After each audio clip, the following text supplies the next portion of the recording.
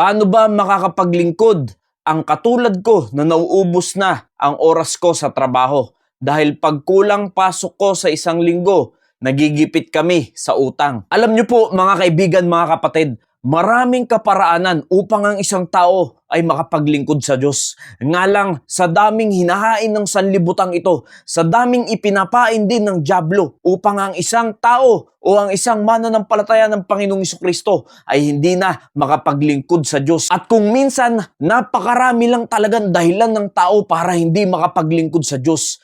Tignan niyo po mga kaibigan, mga kapatid, merong bata, sasabihin niya, tsaka na lang siya maglilingkod sa Panginoon pagka na-enjoy niya na yung buhay dito. Nung pagdating niya ng kanyang siya ay may trabaho na, nung nagkatrabaho, sasabihin, tsaka na lang ako maglilingkod sa Diyos pagka established na ako, pagka okay na ang aking buhay. Nung umukay ang buhay, nagkaroon ng pamilya, sasabihin, tsaka na lang ako maglilingkod sa Diyos. Dahil busy pa ako masyado sa aking pamilya, sa aking anak, sa aking mga ginagawa, sa aking negosyo, sa aking trabaho. At tulad nung nabasa natin sa comment, dadating na lang yung time na mapapagod ka na lang sa buhay na ito dahil sa iyong katandaan, wala ka ng lakas para maglingkod pa sa Panginoon. So kailan mo pa gagawin ang bagay na yan? Maraming dahilan ng tao para hindi makapaglingkod sa Diyos, pero maraming paraan kung gusto mo lang talagang makapaglingkod sa ating Panginoon. Tama, maraming tao ay nauubos na lang ang oras sa mga walang kakwenta-kwentang bagay. Biruin nyo, pagdating sa cellphone, pagdating sa Facebook, sa TikTok, sa YouTube, at kung ano-ano pang mga plataforma dito sa online, ay nauubos na lamang ang 1 oras, 2 oras, 3 oras.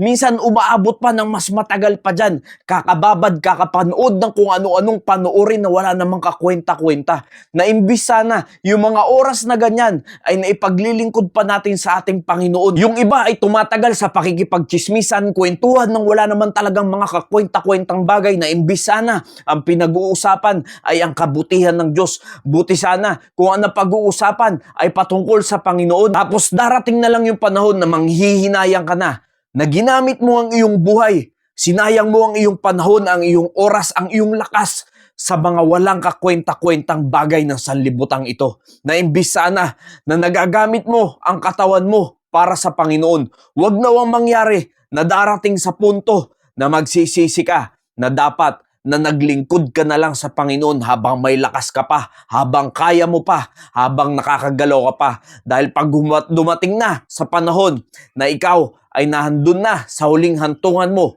ay wala ka nang magagawa. Ni maglingkod sa Panginoon, gustuhin mo man, ay wala na. Let us hear the conclusion of the whole matter. Fear God and keep His commandments, for this is the whole duty of man. Oo, totoo. Sa hirap ng buhay sa mundong ito, ay nauubos na lang talaga ang oras natin sa mga trabaho at sa kung ano-ano pang ginagawa at sa kung ano-ano pang ino-offer ng sanlibutan ito.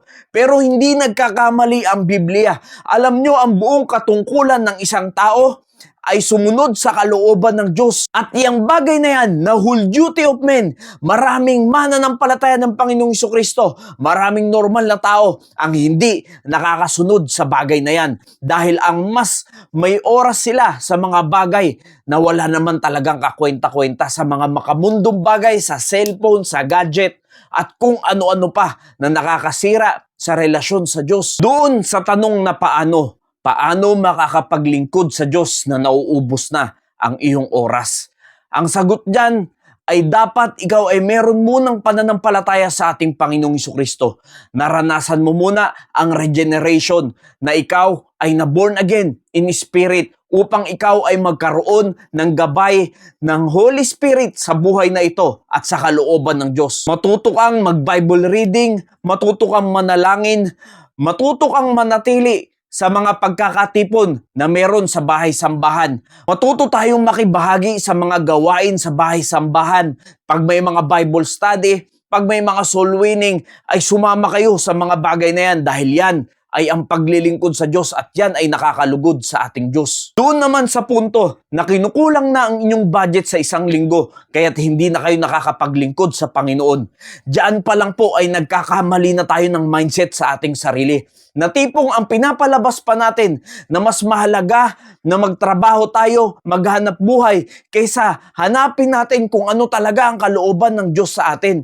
Hindi ba't dapat inuuna natin ng Diyos sa lahat ng mga bagay bago ang kung ano-ano pa, bago ang pamilya, bago ang ating trabaho, bago ang lahat, ay dapat muna ang Diyos ang inuuna natin. Dahil pag ang Diyos ang inuna natin, ang Diyos ang bahalang magpala at magbigay lahat ng ating mga pangangailangan. Therefore, take no thought, saying, what shall we eat? Or what shall we drink?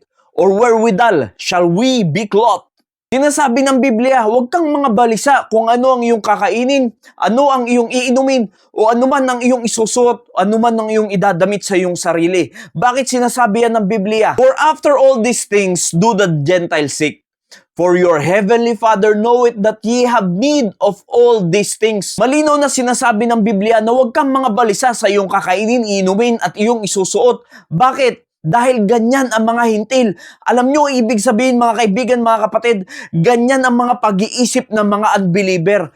Mas inuuna nila yung mga bagay na yan, pero bilang ikaw, na tunay ng mananampalataya ng Panginoong Jesucristo, bilang Kristiyano, hindi ka na dapat nag-iisip pa ng mga ganyang bagay. Dahil sinasabi diyan sa ating binasa, alam na ng Diyos Ama sa langit kung ano ang iyong mga pangangailangan, yung pagkain mo, yung iinumin mo, yung isusuot mo, ay alam ng Diyos yan. Kaya't ano ang dapat mong gawin? Ito yung sagot sa tanong na paano. But seek ye first the kingdom of God and His righteousness, and all these things shall be added unto you. Ang salitang but ay conjunction o datapwat. Ibig sabihin, datapwat, hanapin muna ninyo ang kalooban ng Diyos at ang mga bagay na yan ay maidaragdag sa inyo. Ano yan? Yung mga pagkain, inumin at mga damitin. Ibig sabihin, alam ng Diyos ang bawat pangangailangan ng tao. Ang kailangan lang ay hanapin muna ang kalooban ng Diyos. Ibig sabihin, kung mas pinapriority mo ang trabaho mo kaysa magsamba ka ng linggo, ay hindi mo hinahanap ang kalooban ng Diyos, kaya't paanong ipoprovide ng Diyos ang lahat ng iyong pangangailangan kung mas inuuna mo ang mga bagay pang mga sanlibutan kaysa unahin mo ang mga bagay ng Diyos. Dahil ang nakakalungkot sa ating mga Pilipino, sasabihin, lagi na lang gipit, laging bitin. Ang tanong, inuuna ba natin ang kalooban ng Diyos? Inuuna ba natin ng Diyos sa lahat ng mga bagay?